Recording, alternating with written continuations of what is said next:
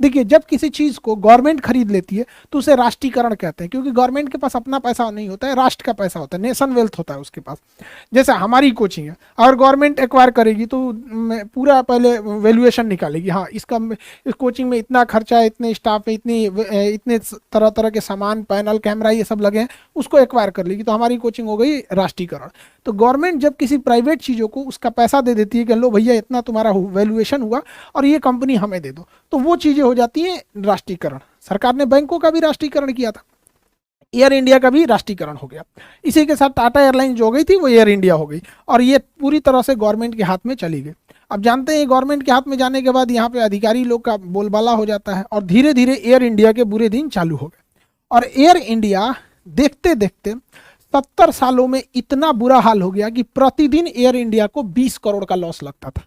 प्रतिदिन 20 करोड़ का लॉस हो गया। इतना हालत खराब हो गया एयर इंडिया को कि इसको हैंगर में रखने का भी पैसा नहीं निकलता था।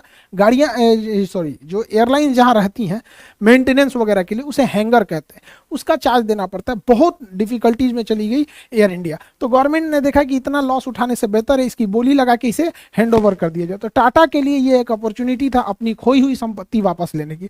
18,000 करोड़ की बोली लगाकर टाटा एयरलाइंस ने टाटा ने इसे एक्वायर कर लिया, इसके पूरे फ्लीट यानी पूरे बेड़ा को एक्वायर कर लिया। 70 साल के वनवास के बाद जो जेआरडी टाटा से एयर इंडिया को लिया गया था, वापस रतन टाटा को एयर इंडिया पूरे फ्लीट के साथ उसे लौटा दिया गया। एक लंबा वनवास काटना पड़ा एयर इंडिया को वापस आने के लिए, और ये गवर्नमेंट का बहुत सही डिसीजन था। एयरलाइंस एक प्रीमियम सेक्टर होती है, गवर्नमेंट को कोशिश करना चाहिए कि जो मिडिल क्लास या लोअर तबका है उसकी ज़रूरतों की चीज़ों को अपने हैंड ओवर मिले। जो प्रीमियम कैटेगरी की चीज़ें हैं वो प्राइवेट ही उसे अच्छे से हैंड ओवर कर पाते हैं, उसे अच्छे से डील कर पाते हैं। इस तरह से गवर्नमेंट ने एक अच्छा डिसीजन लेते हुए अपने सर से क्या ज़रूरत है बोझ लेने का, इतना घाटा हो रहा है, और रतन टाटा को सौंप दिया गया। अब जैसे Tata airlines air India Tata के हाथों में आती है, अब इसको पुनः रिफॉर्म करने की तैयारी शुरू हो जाती है।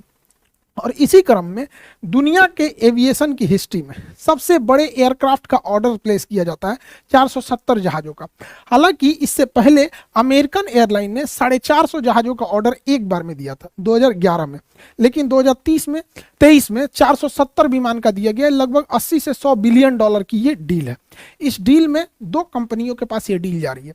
पूरी दुनिया में दो कंपनी सबसे ज़्यादा एयरक्राफ्ट बनाती है कॉमर्शियल सेक्टर में, एक बोइंग बनाती है, दूसरा एयरबस बनाती है। इन 470 विमानों में से 220 विमान बोइंग को ऑर्डर किए गए हैं और 250 विमान एयरबस को ऑर्डर किए गए हैं। यानी यह बाजी एयरबस के पलरे में भारी है थोड़ा सा।